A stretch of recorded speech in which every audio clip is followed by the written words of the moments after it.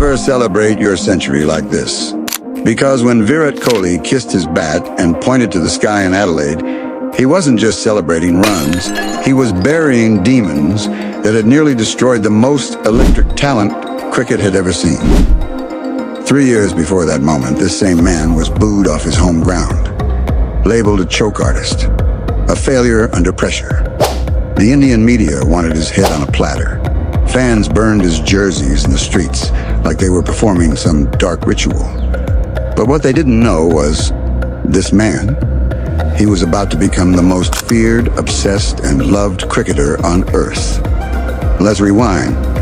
Delhi, 1988. A middle-class family with champagne dreams and instant noodle budgets. Prem Kohli, a criminal lawyer working 16-hour days, and Saroj Kohli, a schoolteacher, had no idea their youngest son was destined for greatness. At 9 years old, little Virat begged his father to pay for cricket coaching. The fees were crushing. But Prem didn't hesitate. He took on extra work, sacrificing sleep and health for a dream he couldn't even fully understand. "Papa, I'll play for India one day," Virat declared with the confidence of a kid who still believed in Santa Claus. His dad? He just smiled. Kids say wild things all the time, right? Fast forward to December 18th, 2006. Virat was 18, playing his first Ranji Trophy match for Delhi. Day 2 of the biggest moment of his young life. And just like that, tragedy struck. His father passed away from a massive heart attack, gone in seconds.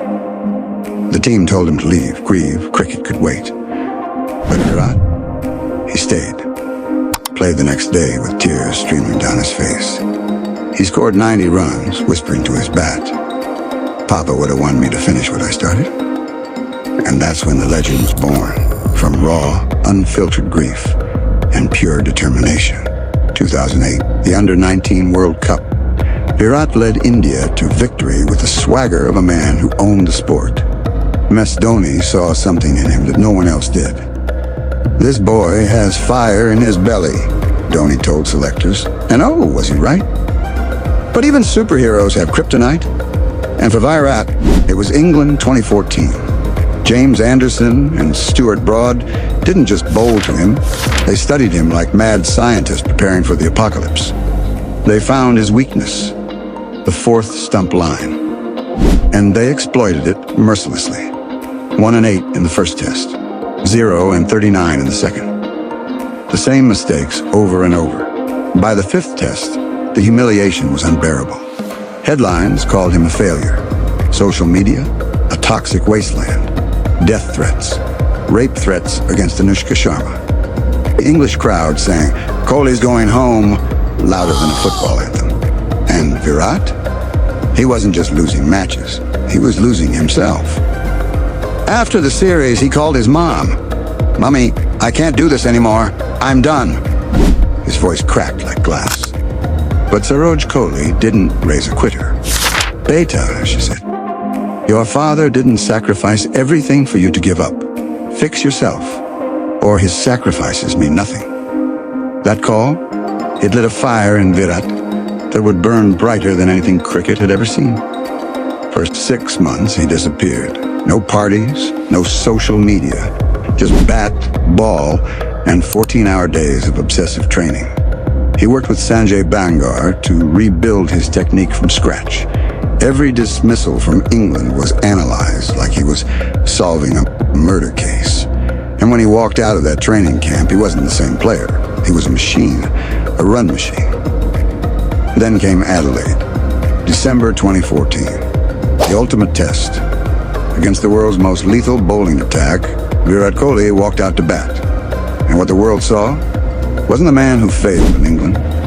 This was someone else entirely. Someone dangerous. First ball. Mitchell Johnson bowled a bouncer at 150 kilometers per h. Virat pulled it for 4 like he was swatting a fly. By lunch, he had 50. By tea, 100. The Australian crowd who came to mock him now stood and applauded because they weren't watching a batsman. They were watching vengeance.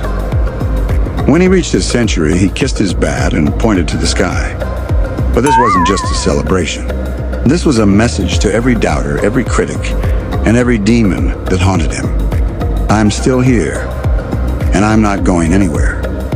He scored 115 in the first innings, and just to prove his point, 141 in the second. 2 centuries, 1 test match against Australia.